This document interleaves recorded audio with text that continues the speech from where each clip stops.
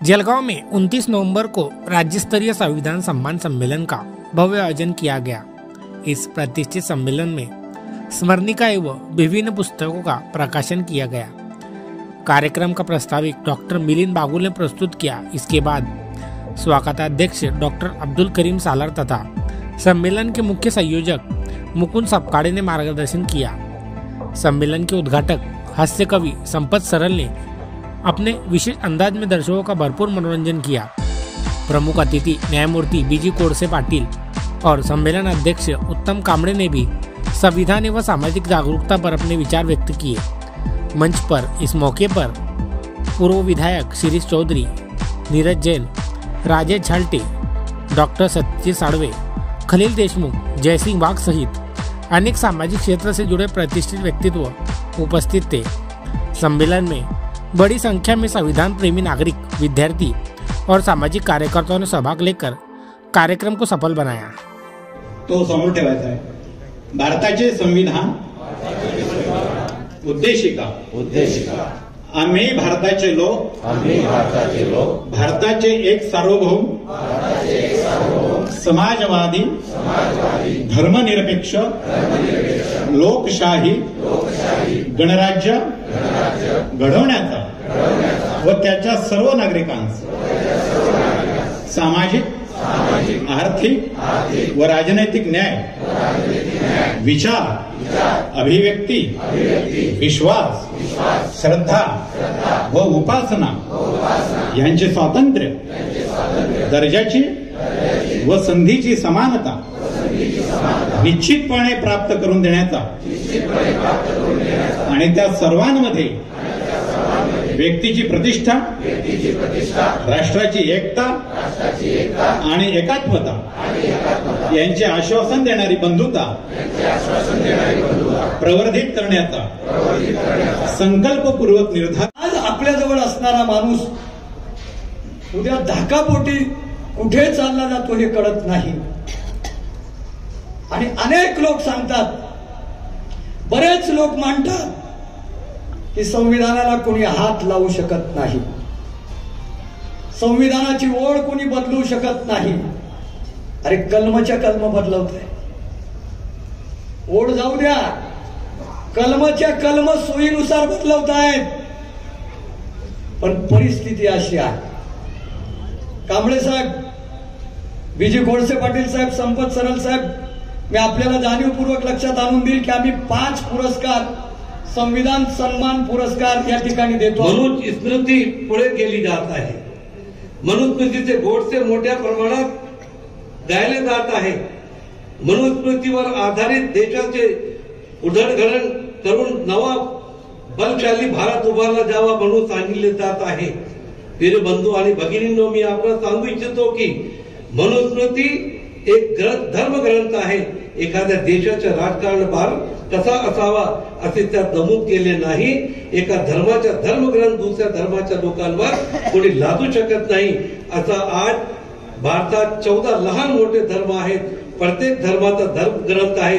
प्रत्येक धर्मियाला आपला धर्म व धर्मग्रंथ तेवढा प्रिय आहे जेवढा मनुस्मृती हा ग्रंथ त्यांच्या धर्माचे लोकांना प्रिय आहे।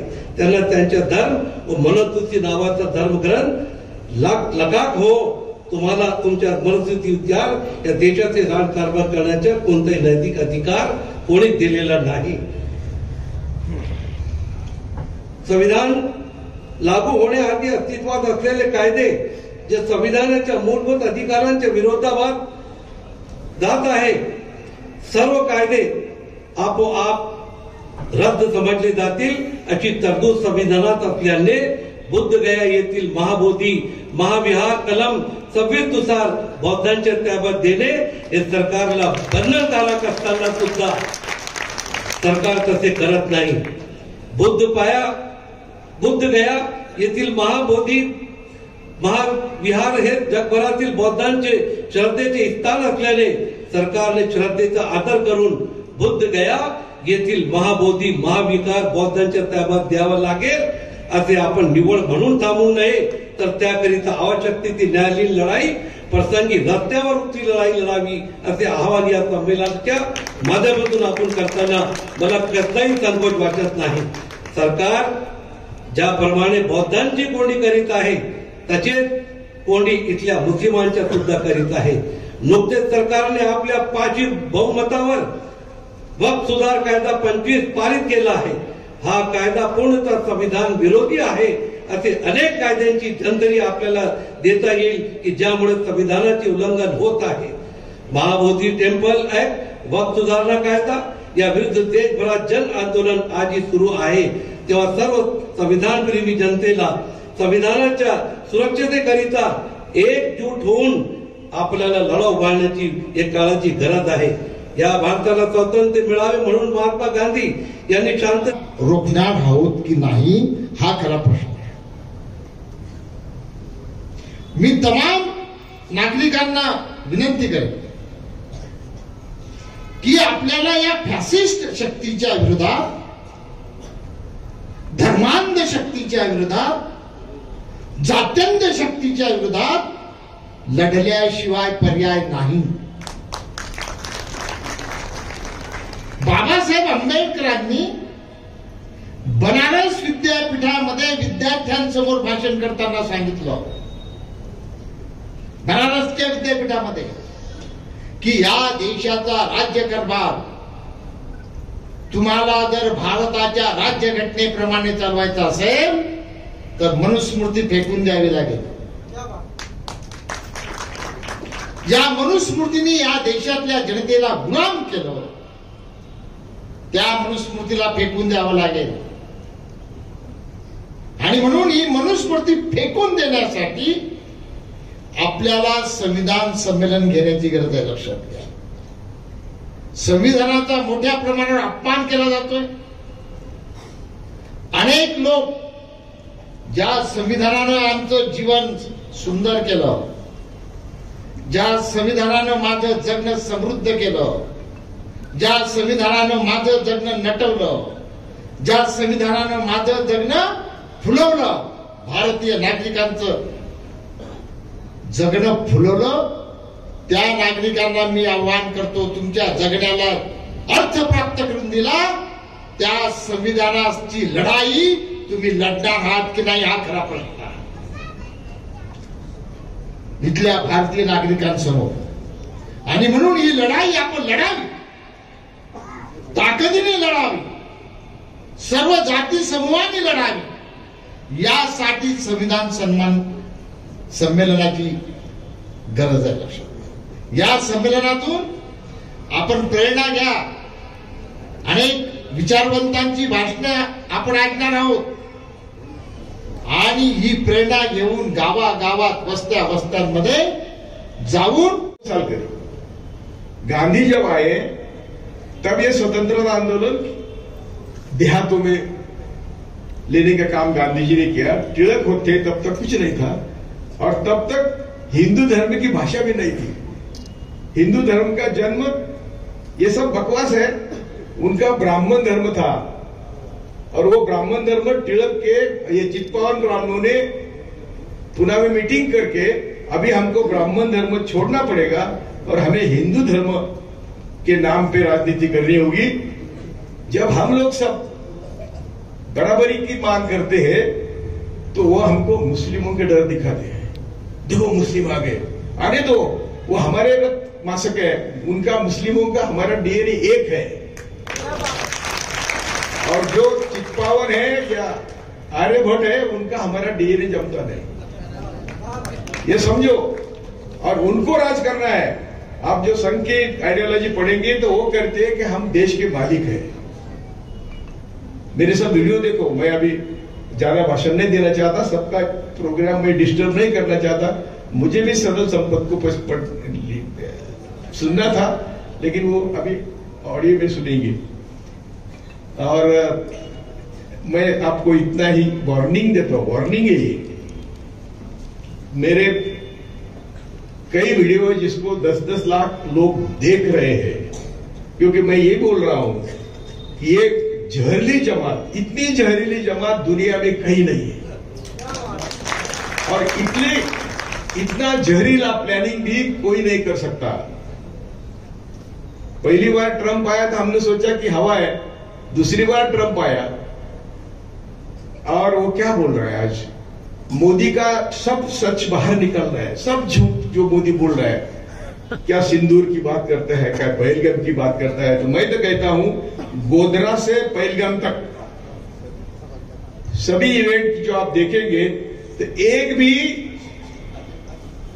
घटना का लॉजिकल एंड तक इन्वेस्टिगेशन नहीं किया गया, एक भी नहीं, एक भी नहीं। तो मतलब क्या है, निष्कर्ष क्या निकालेंगे? वो रंगों का, प्रतीकों का, भाषा का ऐसा सिलेक्शन करते हैं कि हंसे नहीं आते, क्योंकि हंसने से चेतना आती है और चेतना आने से विचार पैदा होता है।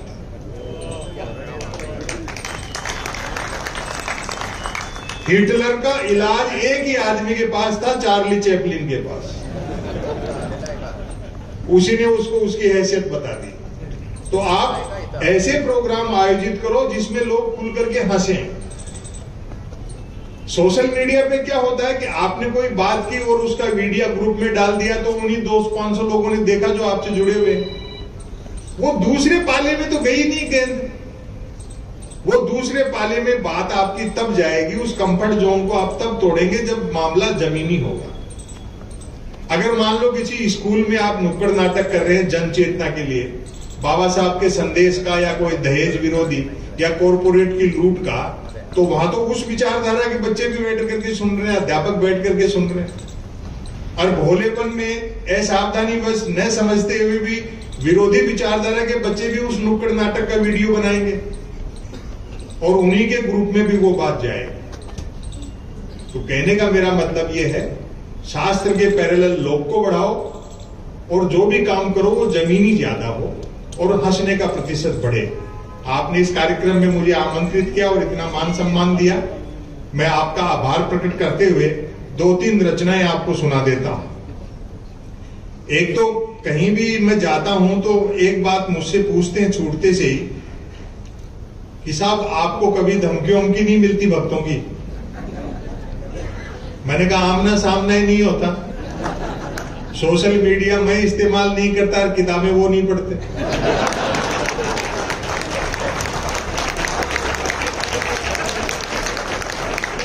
लड़ाई होगी कहां से? ये सारा झगड़ा सोशल मीडिया। वो जो इतनी ऊंची ध्वजा फहराएंगे, चढ़ाएंगे, या आज ऐसा तमाशा करेंगे, या आज वो बयान देंगे, ये बेसिकली जो उनके चाहने वाले लोग हैं उनको होमवर्क देने के लिए किया जाता है, ताकि वो अपने विरोधियों को होमवर्क दें। और जैसे ही उनका जवाब अपन देना शुरू करते हैं, उनका काम हो जाता है, अपन उस जाल में फंस जाते हैं। तो होमवर्क मतलब एक पूरा पिरामिड है होमवर्क का काम ले सकते। एक आदमी होमवर्क देता है प्राइम मिनिस्टर को, प्राइम मिनिस्टर देता है नीचे मंत्रियों को, मंत्री देते हैं आईटी सेल को, आईटी सेल देती है अपने चाहने वालों को, और चाहने वाले फिर विरोधियों को दे देते हैं, और विरोधियों को मिलते ही उनका काम आसान हो जाता है। तो सोशल मीडिया पे होमवर्क मतलब जैसे मुझे भी देने की कोशिश करते हैं तो मैं बड़ी तरकीब से बाईपास निकल जाता हूं, उनका होमवर्क लेता नहीं। 2019 में जब मोदी जी जीतने लगे, मतलब काउंटिंग में बढ़त मिल रही थी, तो गुजरात से अक्सर मेरे पास एक फोन आता था। तो उसने उस दिन चिढ़ाया मेरे को, बोले और सुनाओ क्या हाल चाल है, मतलब आप तो इतनी आलोचना करते हो तो जीत रहे। तो मैंने होमवर्क नहीं लिया, और सुनाओ क्या हाल चाल है। मैंने कहा हाल चाल ठीक है और सुनाने का पैसा लेते हैं। बोलो फिर जीत रहे मोदी जी। मैं कहा अच्छा, हमको भी नया नहीं लिखना पड़ेगा। प्रसादने क्षणाचाही विलंब न लावता उन्होंने इन्विटेशन का स्वीकार किया। यस, अपने धर्म का काम है, अपने भगवान का काम है, मैं खुद आ जाऊंगा और हो सके तो जवाहर को भी बुलाऊंगा। उन्होंने वहीं से जवाहर जी को फोन किया, बोले जवाहर इतना बढ़िया कार्यक्रम है धर्म का सोरठी सोमनाथ में, आप क्यों नहीं जाते, आपको आना चाहिए। वही जवाब जवाहर जी ने दिया, मैं सेक्युलर देश का पंतप्रधान हूं, मैं इस पद पे रहते हुए ऐसे बातों के लिए मैं कभी भी उपलब्ध नहीं होऊंगा, और मेरी सलाह ये है आप भी मत जाया करो। नेहरू का एक खत है,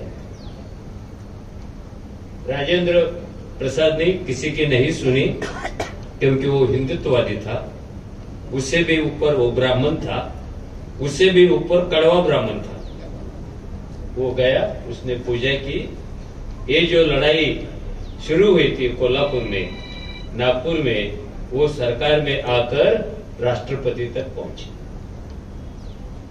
अरे जाता कसं तुम्ही? राष्ट्रपती आहे, तुम्हाला लाज वाटत नाही? शपथ घेता तुम्ही, आजपासून मी धर्मनिरपेक्षतेचं पालन करेन, जातीपातीच्या धर्माच्या पलीकडे जाऊन मी राज्यकारभार पाहिन, आणि सत्ता आल्यानंतर तुम्ही जाता? ही परंपरा,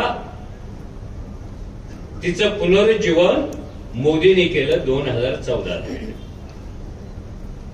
त्यांच्या शपथविधीला किती साधू आणि संन्यासी होते, त्यांच्या शपथविधीला कुठून कुठून नद्यांचं पाणी आणलं होतं। अरे तुम्ही राज्यघटनेवर हात ठेवून शपथ घ्यायचे आहे ना राव? हे 33 कोटी देव कुठून जन्माला घातले, तुम्ही आणले? त्या परंपरेचं पुनरुज्जीवन म्हणजे संविधानाचं खच्चीकरण होतं। आपण बोललोच नाही। आपलं रूपांतर मध्यमवर्गीयात झाल्यामुळं आपण अशा प्रश्नाशी झुंजतच नाही। आणि तुमचा जो सोशल मीडिया आहे तो या कारणासाठी सुद्धा कधी वापरत नाही। मी तर सोशल मीडिया वापरतच नाही, मी व्हॉट्सअप वापरत नाही, मी फेसबुक वापरत नाही। ते ओपन केले की उलट्याच होतात, कचरा गाडीच दिसते त्याच्यावर, घंटा गाडी, मेरी बॉडी दे, मेरी साली दे, मेरा कुत्ता दे, मेरा मुन्ना दे। ह्याच्यासाठी सोशल मीडिया आहे का? तुमचं वजन वाढलं की घटलंय ओळखण्यासाठी? तुम्ही सोशल मीडियाचा वापर त्याच्यासाठी नाही केला। त्या सोशल मीडियाचा वापर करून एक ओळीचा निषेध दिला असता किंवा नुसता अंगठा खाली केला असता तरी व्यवस्थेला निरोप कळाला असता। लोक नाराज आहेत, आता मन की बात सुरू करायला पाहिजे, मेसेज गेला असता। आपण मेसेज दिलाच नाही। त्यांनी केलं म्हणून महाराष्ट्रातल्या कारभाराने मुख्यमंत्र्यांची शपथ घेताना त्या मंडपामध्ये साधू संतांच्या साठी एक खास दालन केलं आणि घटनेच्या नावाने शपथ घेत होता। इथे जोखीम काय, इथे धोका काय? हे घटना नाकारत नाहीत आणि घटनेचं रक्षण पण करत नाहीत आणि घटना स्वीकारत पण नाहीत, म्हणून अडचण आहे। तो शपथ घेत होता आणि पुढचे मंत्र म्हणत साधू त्याला आशीर्वाद देत होते। दोन्ही गोष्टी एकाच वेळेला कशा चालल्या? का आक्षेप घेत होतो आपण? रुद्राक्षाच्या माळा त्याच्या गळ्यात कशा आल्या? कधीतरी प्रश्न विचारायला पाहिजे, भाऊ तू हिंदू धर्माचा पंतप्रधान आहेस की देशाचा पंतप्रधान आहेस? एकदा ठरव। आम्हाला देशाचा पंतप्रधान पाहिजे, आम्हाला सेक्युलरिझम मारणारा पंतप्रधान पाहिजे, त्यासाठी निवडून दिलेला आहे। तू झेंडा काय फडकवतो? तू मंदिराचा कळस काय चढवतो? हे कळस का चढवायला लागलं? रामाचं मंदिर जेव्हा भारतीय राज्यघटनेची अर्पण पत्रिका तयार होत होती तेव्हा एकदा मनुवादी आणि विवेकवादी यांच्यामध्ये टक्कर झाली। हे 14ला आले खरं आहे हो, पण ते रुजत कधीपासून होतं? ही भारतीय राज्यघटना कुणाला अर्पण करावी याविषयी संविधान समितीमध्ये अतिशय तडाखेबाज चर्चा झालेली आहे। हे असं अचानक आले का? आम्ही भारताचे लोक, ही घटना स्वातंत्र्य, समता, बंधुता आम्हीच लिहिली, आम्हालाच अर्पण केली, हा चमत्कार नाहीये। बाबासाहेबांनी एक मोठी लढाई त्या संविधान समितीमध्ये लढली। ते कुणाविरुद्ध होते? काही जण म्हणत होते हे राज्यघटना गांधींना अर्पण करा, काही जण म्हणत होते रामाला अर्पण करा, काही जण म्हणत होते शिवाला अर्पण करा, काही जण म्हणत होते कृष्णाला अर्पण करा. आणि देवांची संख्या प्रचंड मोठी असल्यामुळं नेमका देव कोणता पकडायचा याच्यावर त्यांच्यात पण वाद चालू होते. एवढंच नाही तर चेन्नई इथल्या एका साधूने बाबासाहेबांना पत्र लिहिलं ड्राफ्टिंग कमिटीला आणि त्यात त्यांनी लिहिले, प्रिय डॉक्टर आंबेडकर, आपको पता ही है हमारा देश भगवान ने बनाया है. देश का हर एक इंसान को भगवान ने बनाया है. ये आजादी के पीछे भी भगवान था, संविधान के पीछे ही भगवान है, आपको प्रेरणा देने वाला ही भगवान है. इसलिए ये संविधान भगवान को अर्पित कर दो. Your sincerely. उसका नाम भगवान का और अंग्रेजी वाली सिग्नेचर है और एक खत द कॉन्स्टिट्यूशन ऑफ